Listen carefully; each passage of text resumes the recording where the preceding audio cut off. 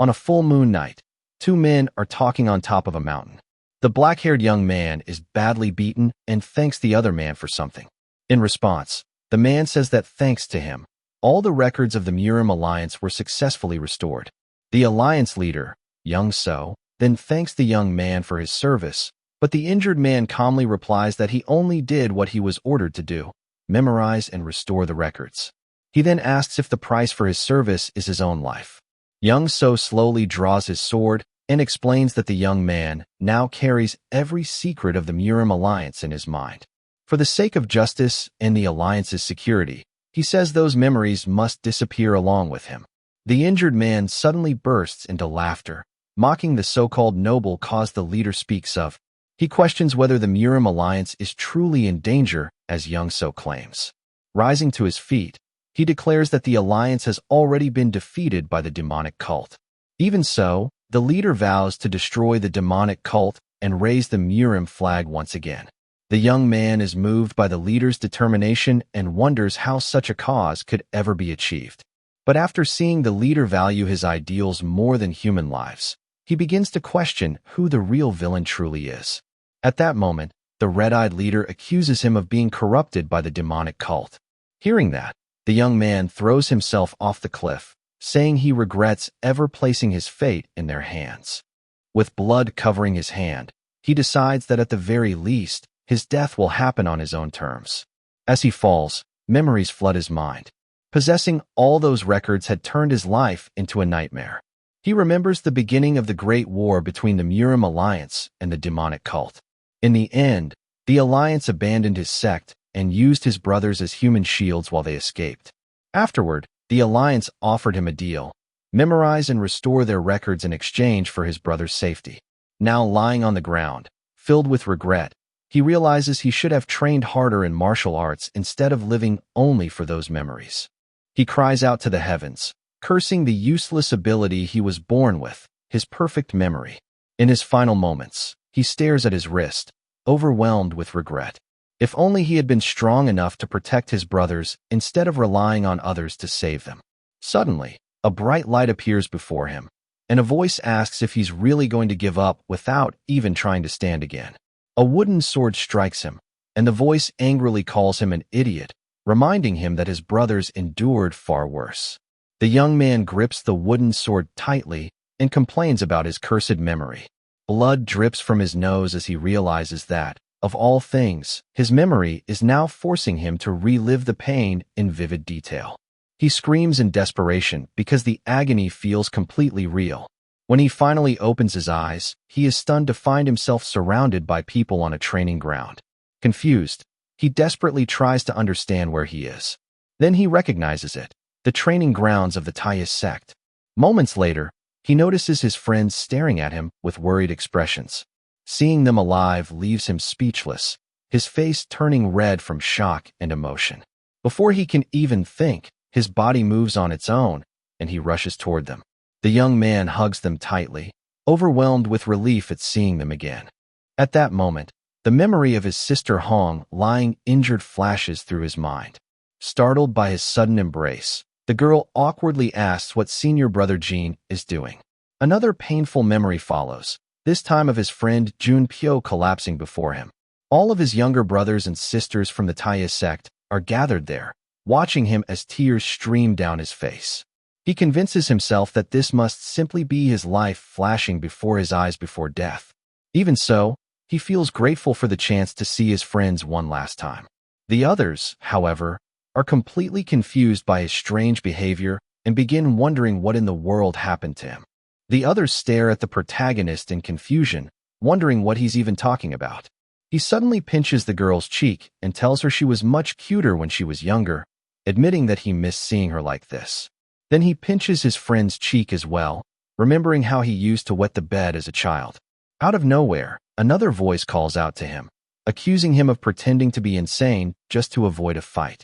The bully threatens him, warning that if he refuses to pick up the sword, his younger brothers will have to fight in his place. The protagonist is irritated that, of all people, this is the person he has to remember in his supposed final moments. The bully is Jai Chiliang, the son of one of the sect's sponsors, someone who used training sessions as an excuse to torment the weaker students. Back then, nobody dared to stand up against him. But things are different now. The young man grabs his sword with determination and prepares himself for battle. As he faces the bully, he wonders if this is finally his chance to take revenge for everything that happened in the past. Jai grits his teeth in anger at the protagonist's fearless attitude before charging forward, calling him an arrogant brat. However, the black-haired boy remains calm, carefully observing every movement his opponent makes. He instantly recognizes the sword art that once caused him endless suffering in his previous life, the triple ghost blade. It was a martial art created by a wandering swordsman, known for its wild movements and overwhelming momentum. Its attacks intentionally targeted the eyes, leaving most opponents helpless. But he remembered every detail of it. In the past, he had been powerless to resist, forcing his friends to suffer in fear beside him. Now, everything has changed. The moment the attack comes, he blocks it effortlessly, calmly saying he won't fall for the same trick again. Jai is left completely stunned, unable to understand what just happened. During his years memorizing the Alliance archives, the protagonist had studied countless martial arts far more complex than this one. His eyes shine as every technique and movement resurfaces in his mind. After desperately memorizing every scroll within the Alliance, he can now see the flow of energy within his opponent's attacks as clearly as if it were laid out before him. His sharp analysis allows him to spot an opening instantly. Dodging the strike, he counters with a technique known as the Lesser Heaven Sword Art. The bully is horrified after being struck by a move he believed impossible for the protagonist to use. Smiling coldly, the young man asks how it feels to be beaten by his own technique. For him, the feeling is unbelievably satisfying. The two continue clashing in the middle of the training grounds while everyone watches in shock. Jai gradually tires, while the protagonist calmly prepares for each incoming attack. The spectators are left speechless as the enraged bully screams at him for daring to use that martial art against him. Consumed by fury, Jai swears the protagonist will pay for humiliating him. But with a single decisive strike, the protagonist knocks him unconscious. One of the younger girls immediately praises senior brother Jin's strength, and soon the rest of the children begin cheering for him. Some even apologize for ever thinking he was weak or pathetic. The protagonist feels deeply satisfied after finally beating the bully. To him, it feels like the perfect revenge before passing on to the afterlife. Then suddenly, a painful punch lands squarely on him. Crying out in pain, he stares in confusion as his pink-haired friend angrily asks if he's lost his mind. She scolds him for attacking the sponsor's son and worries about what consequences the sect will face because of it. The sharp pain from the hit makes him realize something terrifying. This isn't a dying memory. This is real. Confused, he begins to understand that his life isn't flashing before his eyes after all. His younger sister then looks at him with a strange smile, hiding a darker expression before punching him again and yelling at him for the nonsense he's been saying. The impact sends him crashing backward, his vision spinning and blurring. As he lies on the ground, a shocking realization finally hits him. Somehow, he has returned to the past. Sometime later, he wakes up inside a room filled with medicine drawers. Bandages cover his body, and a small twig rests between his teeth to help him endure the pain. As he slowly opens his eyes, he recognizes the place immediately. He's in the infirmary. Trying to calm his thoughts, he begins piecing everything together.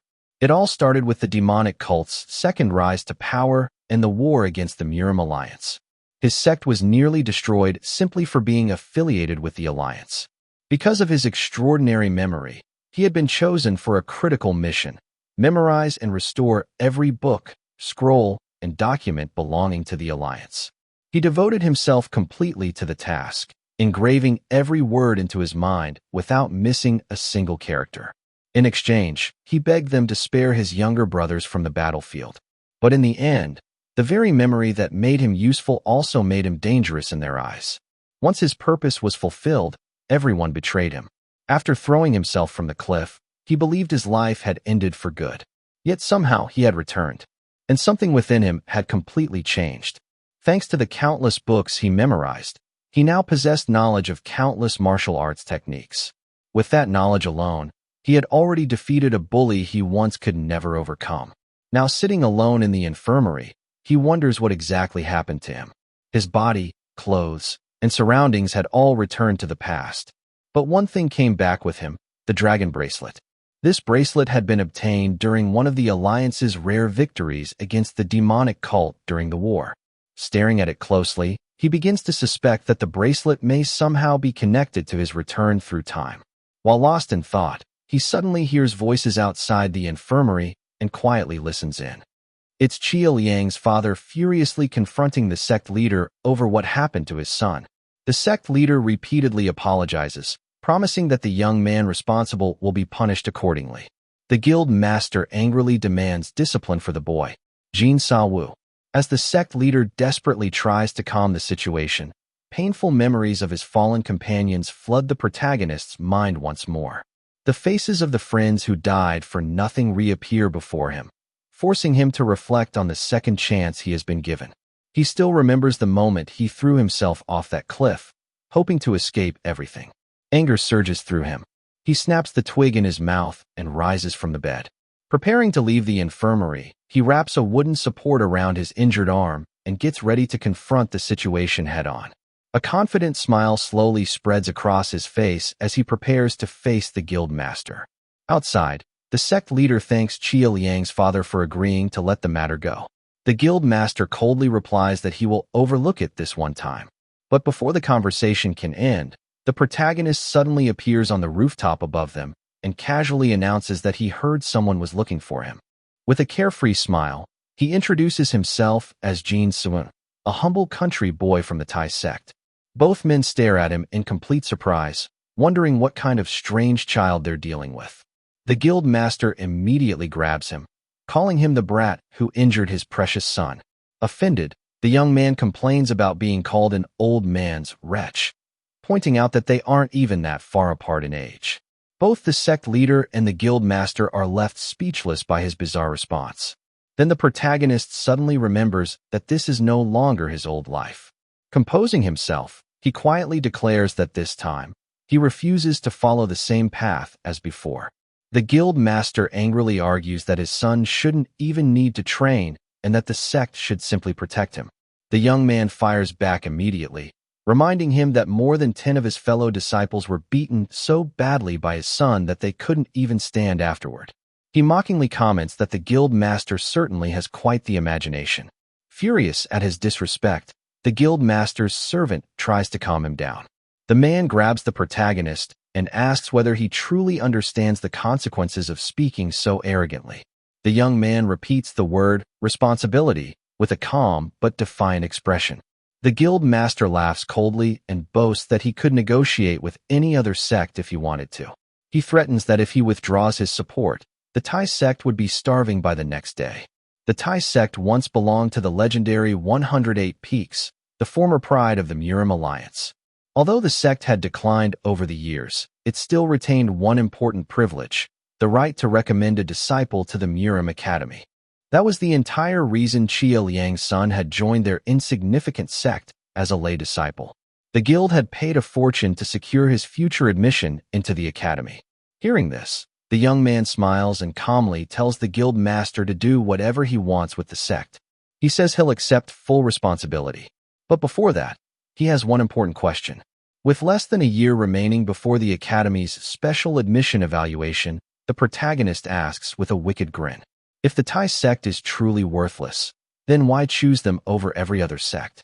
The guild master instantly falls silent, his face twisting with anger. In his previous life, the protagonist obediently catered to every demand the guild made, enduring endless disrespect. In the end, they still recommended Qia Liang to the Murim Academy without hesitation. And once the boy entered the academy, the guild immediately abandoned the sect and cut off all support. Quietly, the protagonist mutters that the Tai sect is actually the only sect capable of saving the guild. The guild master is stunned by the confidence and boldness behind those words. The protagonist calmly steps back, preparing himself for whatever comes next. During his previous life, he learned a painful lesson. Begging others for protection is meaningless. If he wants to survive this time, he must become strong enough to protect himself. Enraged beyond reason, the guild master calls him an insolent brat and charges forward to attack him in fury. This was the lesson the protagonist learned from his first life. Strength is everything. But now that he has returned to the past, he still has no idea how he's supposed to obtain that strength. As the sun rises over the horizon, golden light spreads across the land. Deep within a dark cave, the roots of a strange plant glow with mysterious energy. At that moment, the young man makes up his mind. He will become stronger no matter the cost. However, with the weak training methods of the sect, reaching that level would take far too long. That leaves him with only one option: obtaining internal energy through spiritual elixirs like the legendary fire ginseng. Fortunately, thanks to the memories stored in his mind, he remembers every recorded location of countless spiritual treasures and elixirs. His plan is simple: find them all and consume them before anyone else can. The only problem is the guardians protecting those treasures.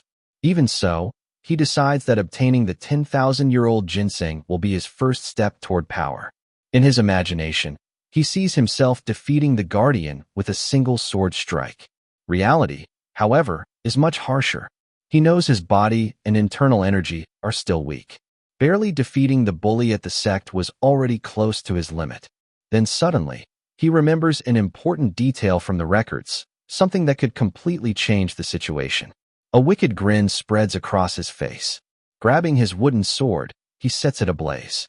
After memorizing countless martial arts manuals, he came to realize something important. Sword techniques alone are not everything. He doesn't need elegant martial arts or flashy techniques to defeat his enemies. All that matters is victory.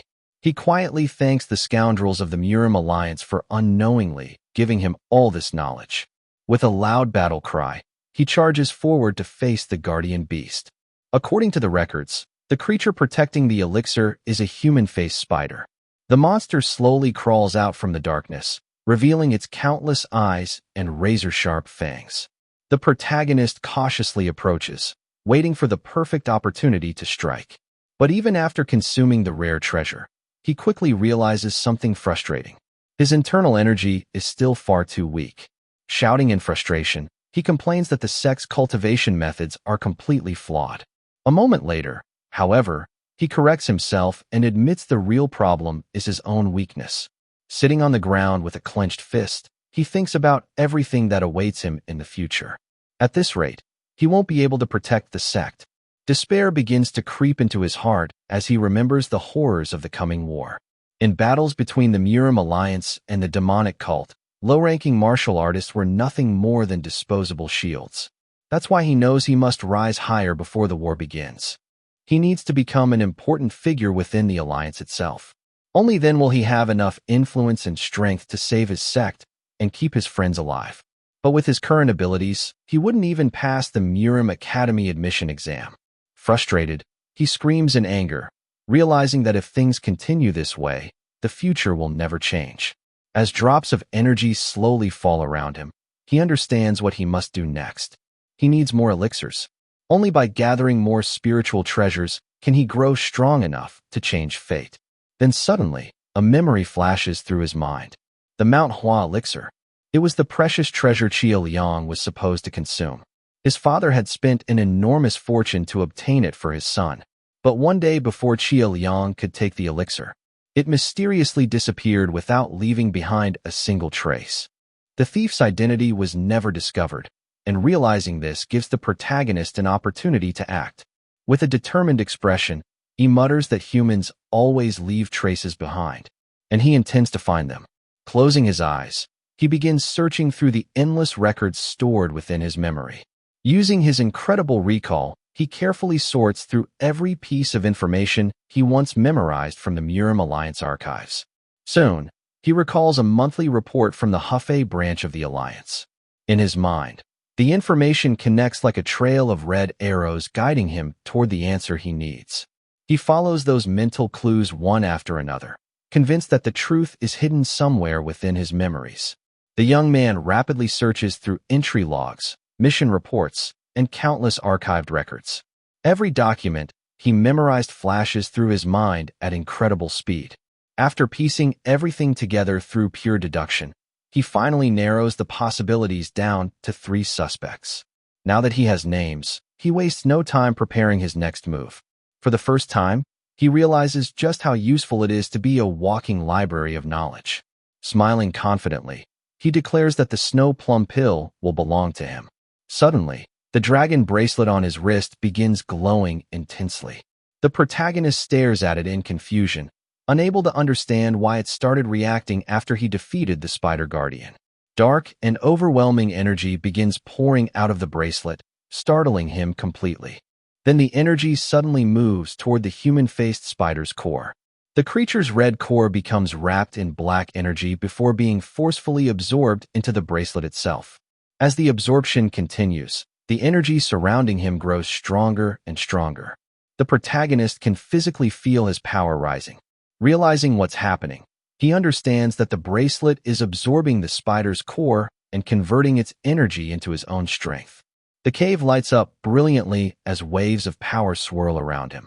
Standing at the center of the storm of energy, he feels his body overflowing with strength unlike anything he has ever experienced before. Red and blue streams of energy intertwine around him, creating a breathtaking spectacle of light.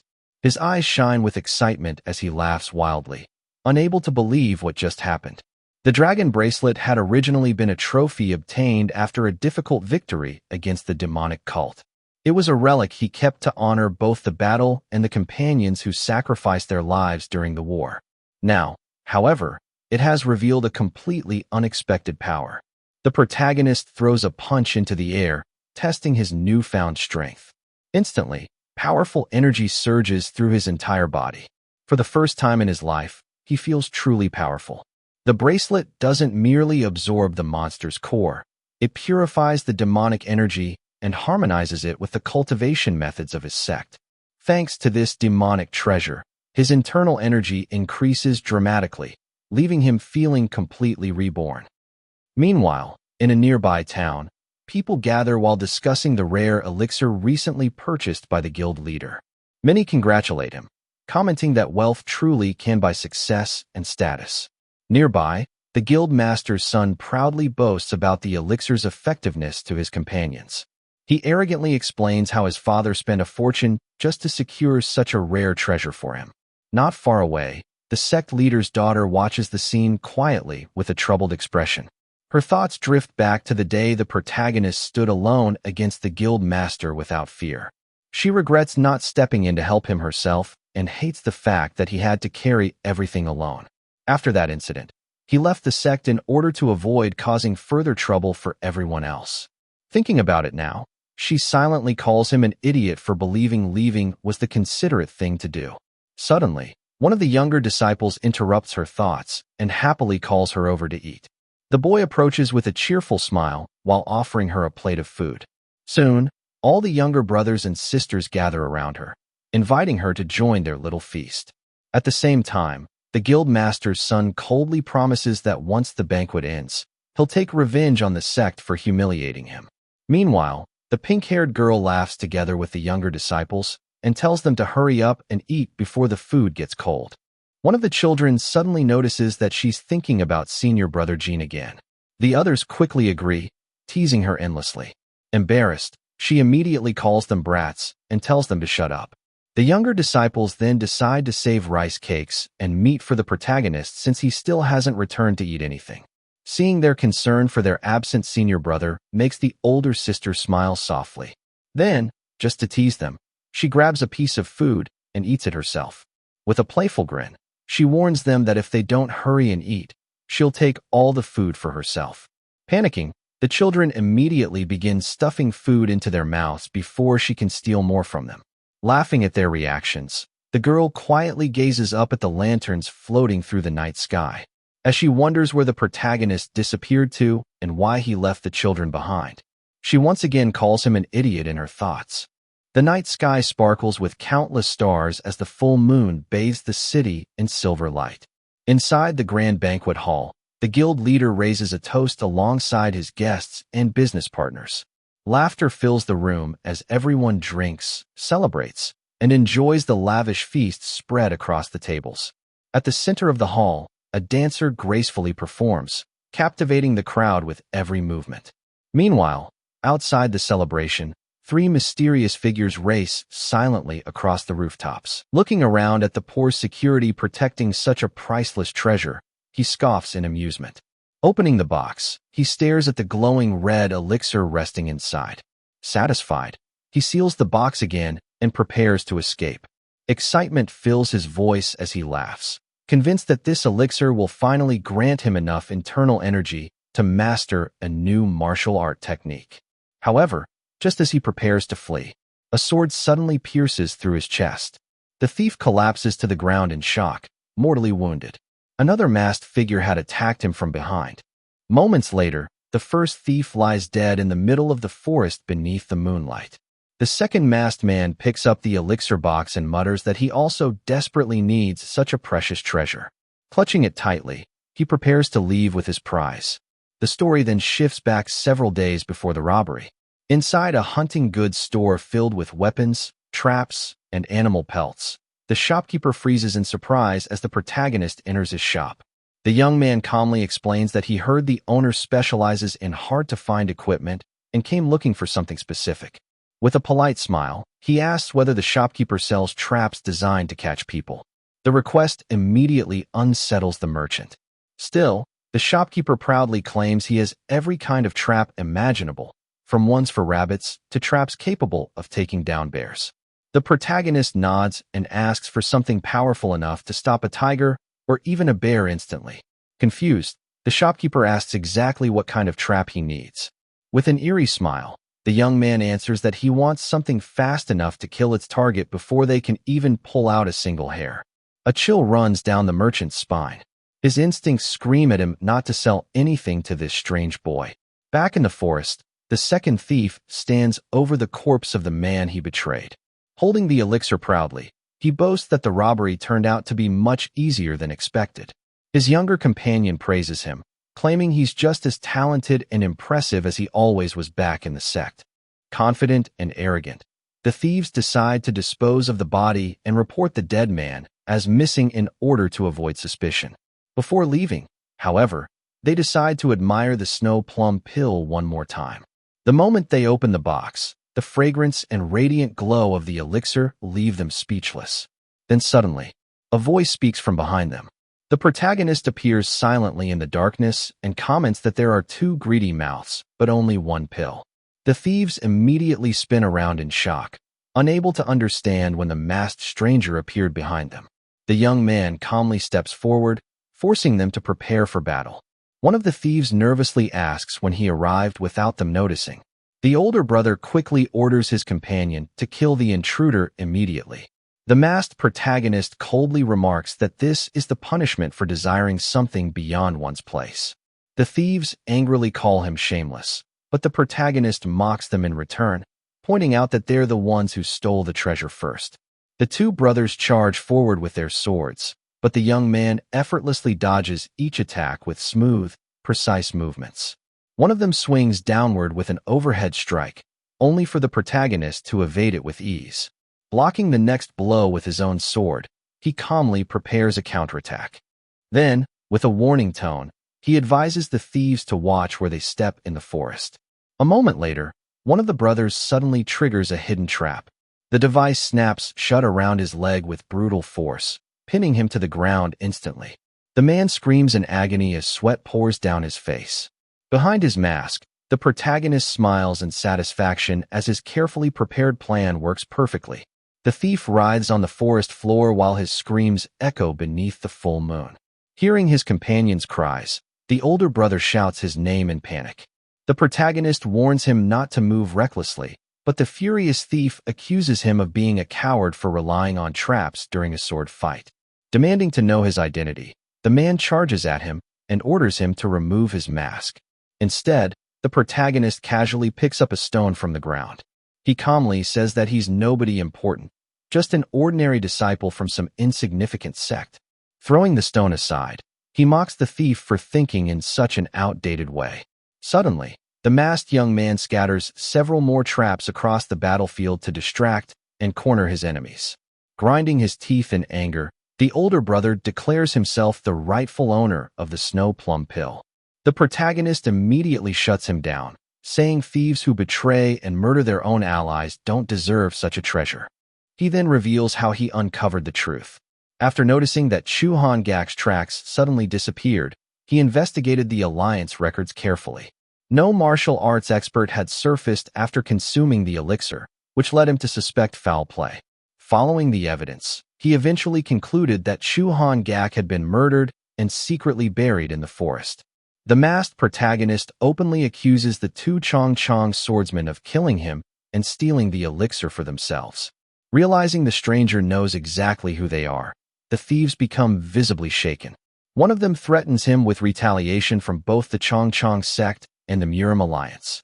The protagonist simply laughs and says he never expected to encounter another thief while carrying out his own theft. Enraged, the older brother calls him a dirty trickster and attempts to destroy one of the traps with brute force. But the protagonist immediately scatters even more traps across the ground, surrounding both enemies from every direction. The younger brother eventually tears himself free from the trap and helps destroy several of the devices. The masked young man quickly retreats to avoid getting caught in the chaos himself. The older brother swears he'll rip the mask off his face, while the younger one praises him for saving the situation. For a brief moment, the protagonist silently observes them both. Then suddenly, he turns around and starts running away. The thieves stare after him in confusion, wondering if the masked stranger is actually fleeing. The older brother immediately orders them to chase after the masked man, and the two thieves rush into the forest in pursuit. Confident, the older one insists that as long as they follow the footprints, nothing can go wrong. The younger thief praises his brother's intelligence, and together they continue tracking their target. They move quickly through the woods, staying close to the trail left behind in the grass, completely unaware of the danger waiting ahead. Laughing, they mock the masked man's cheap tricks, believing he cannot possibly escape them. Suddenly, a flash of light erupts in front of them. Both men are caught off guard as the protagonist turns around, staring at them with a cold, calculating gaze from behind his mask. The thieves laugh again, claiming his life ends here. They leap forward to attack. But before they can close the distance, something suddenly restrains them.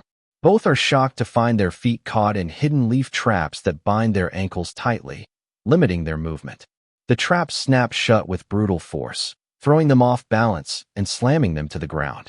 Looking down, they realize bear traps have clamped onto their legs, tearing into flesh as blood spills out. They scream in agony, completely unable to understand how they fell into the trap so easily. The protagonist calmly watches them struggle. Then he admits something unexpected. They were smarter than he initially thought. He explains that while they did follow his footprints, they missed one crucial detail. Every step he took was carefully placed with perfect precision, avoiding the traps entirely. The thief shouts in disbelief, insisting that such precise movement is impossible. He demands to know how he managed it. The protagonist slowly draws his sword. He answers simply, "It is because of his extraordinary memory." He says it is the only blessing the heavens ever gave him. With a swift strike, he finishes both opponents, and the scene falls into silence. Elsewhere, in a distant hall, a discussion is underway about the Tai sect of Hefei. A man sips tea calmly while listening. The chief strategist of the Martial Alliance, Zhuge Xiaoming, shows interest in the sect's status. The elder Namgung T1 confirms that it is one of the prestigious 108 peaks. The strategist remarks that it may be time for some of the peaks to be replaced. He suggests the Iron Sword sect as a rising candidate. The elder responds carefully, offering tea while expressing his support for that choice. The strategist warns that such replacements are not made without serious justification. The elder then questions whether the Taoist sect has committed any offense. He reveals that the sect has been abusing its special admission privilege for personal gain.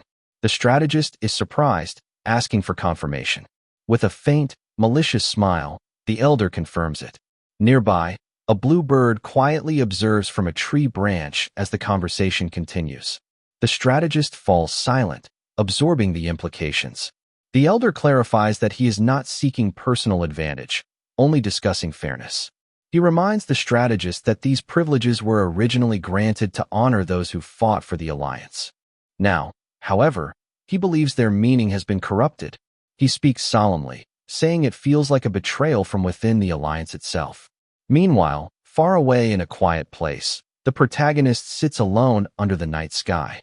Blue energy flows through his body as he meditates, refining his strength. Sweat runs down his face as he concentrates, carefully absorbing the power within him. When he finally opens his eyes, he feels a dramatic surge in strength. He estimates that he has gained roughly 30 years of internal energy from the snow pill. With a satisfied smile, he realizes he has surpassed even his previous life's peak. He rises and heads downstairs, ready to move on. There, he finds a boy asleep at a table and wakes him. The boy is relieved and happy to see him, saying he was worried. The protagonist immediately asks for food. The boy is startled, explaining that the kitchen is already closed. Without hesitation, the protagonist offers payment in advance for lodging and meals. He thinks to himself that money truly makes everything easier. He recalls the white tiger he once encountered, surrounded by blue energy. The bracelet, he realizes, is not limited to demonic beasts. It can absorb life force from any living creature. It can extract vitality and convert it into his own internal energy. Even the tiger's hide becomes a source of profit and survival. However, this power comes with a dangerous truth. Such an ability resembles the forbidden heaven-devouring art, one of the 10 techniques banned by the Martial Alliance.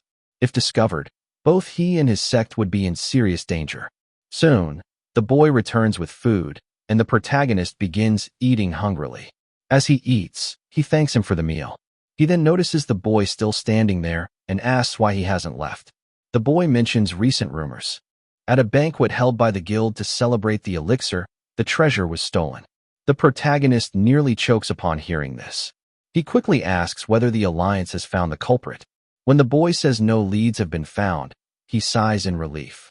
The boy continues, mentioning a new banquet being held in Hefei at the Iron Sword sect. The protagonist immediately freezes. He remembers that this same banquet once led to disaster in his past life. During that event, the Iron Sword sect humiliated his father publicly, forcing him to kneel before the entire audience. That memory resurfaces sharply. Back then, everything collapsed because of him. Clenching his fist, he silently vows that this time will be different. He sits alone on a rooftop, staring into the night with a cold, determined expression. He decides he must avoid the Iron Sword sect at all costs. He refuses to let history repeat itself. But fate has other plans. Suddenly, he finds himself in the middle of a fierce battle against a massive opponent. He is standing at the 60th birthday banquet of the Iron Sword sect leader. Even worse, he is currently engaged in a duel with the sect leader's grandson, and has no idea how it even started. Hi guys, that's the end of this episode. Sorry it took so long to come out. I actually had to restart it 3 different times before I was happy with the result. I also wanted this episode to be over an hour long, but I wasn't able to finish everything in time. Since I was already past my deadline, I decided to upload what I had. I hope you still enjoyed it. If you did, please leave a like, subscribe to the channel, and share your thoughts in the comments. Thanks for your support, and I'll see you in the next one.